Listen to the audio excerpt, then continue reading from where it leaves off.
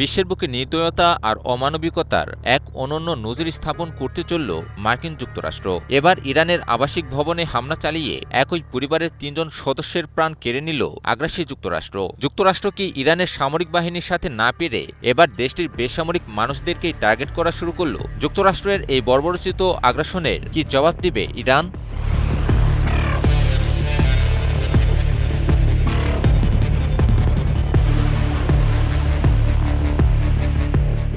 ইরানের উপর যুক্তরাষ্ট্রের অব্যাহত সামরিক হুমকি আর ক্রমাগত আগ্রাসী কর্মকাণ্ডের জবাবে সম্প্রতি জর্ডানে অবস্থিত মার্কিন ঘাঁটিতে মিসাইল হামলা চালায় ইরানের সামরিক বাহিনী। জর্ডানের মার্কিন ঘাঁটিতে ইরানের মিসাইল হামলার পর ইরানেও ভয়াবহ হামলার হুঁশিয়ারি দেন মার্কিন প্রেসিডেন্ট ডোনাল্ড ট্রাম্প। এবার আবাসিক ভবনে হামলা চালিয়ে নিরীহ সাধারণ মানুষের প্রাণ নিয়ে ইরানের হামলার জবাব দিল যুক্তরাষ্ট্র।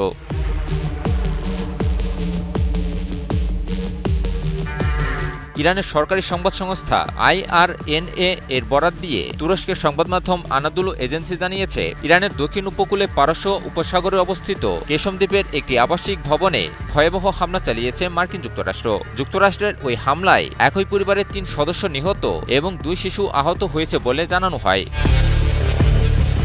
সংবাদ মাধ্যম আনাদুলু এজেন্সি আরও জানায়, হরমুজগানের ডেপুটি গভর্নর আহমদ নাফিসি যুক্তরাষ্ট্রের হামলার শিকার আবাসিক ভবনটিতে তল্লাশি ও ধ্বংসস্তূপ সরানোর কাজ সম্পন্ন হওয়ার কথা নিশ্চিত করেছেন। নাফিসি বলেন, নিহতেরা হলেন একজন বাবা, একজন মা এবং তাদের একজন সন্তান। পরিবারের অন্য 2 শিশুকে চিকিৎসার জন্য একটি স্বাস্থ্যকেন্দ্রে নিয়ে যাওয়া হয়েছে।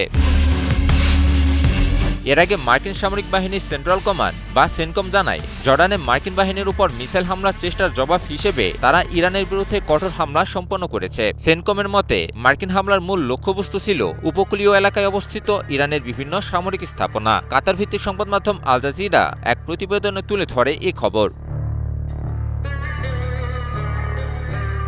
ইরানের কেশম দ্বীপ ছাড়াও দেশটির কিশ, বন্দর আব্বাস, আবাদান ও বুশেহরেও বিস্ফোরণের শব্দ শোনা গেছে। এদিকে যুক্তরাষ্ট্রের ভয়াবহ হামলার পর এর প্রতিশোধ নেয়ার অঙ্গীকার করেছে ইরান। ইরানের ইসলামিক বিপ্লবী গার্ড বাহিনী বা IRGC কঠোর হুঁশিয়ারি দিয়ে জানিয়েছে, মার্কিন হামলার কঠোর জবাব দিবে ইরান। আগ্রাসনকারীরা এবার চূড়ান্ত শাস্তি পাবে। কাতার ভিত্তিক সংবাদ মাধ্যম আল জাজিরা আরেক প্রতিবেদনে তুলে ধরে এই খবর।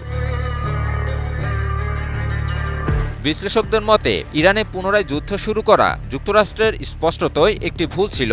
যুক্তরাষ্ট্রের হামলাটি কোনো সুস্পষ্ট কৌশলের অংশ নয়, বরং প্রতিশোধমূলক হামলার অংশ। গত 13 দিনে ইরানের টানা হামলা চালিয়েও কোনো উদ্দেশ্য অর্জন হয়নি যুক্তরাষ্ট্রের। বিপরীতে জর্ডানে হামলাটি ছিল ইরানের সুস্পষ্ট কৌশলের অংশ।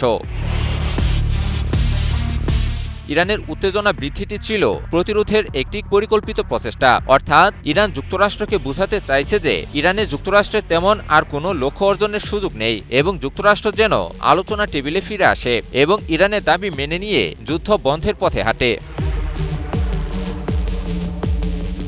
নিজের ও পরিবারের নিরাপত্তায় সব সময়ই থাকুন আপোষহীন। নিরাপত্তায় আপোষ নয়া, ঘরে রাখুন RFL ল্যাডার। তবে আগ্রাসী যুক্তরাষ্ট্র যুদ্ধ বন্ধের পরিবর্তে ক্রমে যুদ্ধকে আরও বিস্তৃত করে চলছে। বিশ্লেষকেরা শঙ্কা প্রকাশ করে বলেছেন, ইরানে যুক্তরাষ্ট্র এমন এক যুদ্ধে জড়িয়েছে যার কোনো স্পষ্ট ফলাফল নেই। ইরান পূর্ণ শক্তিতে প্রতিরোধ জারি রেখেছে। একই সাথে যুক্তরাষ্ট্র যতক্ষণ পর্যন্ত না থামছে ততক্ষণ পর্যন্ত প্রতিরোধ চালিয়ে যাওয়ারও প্রত্যয় ব্যক্ত করেছে। ফলে যুদ্ধের পরিণতি কোন দিকে এগোচ্ছে তা নিশ্চিতভাবে বলা যাচ্ছে না বলে মন্তব্য করেছেন বিশ্লেষকেরা। ইমন আলী, নিউজ 24।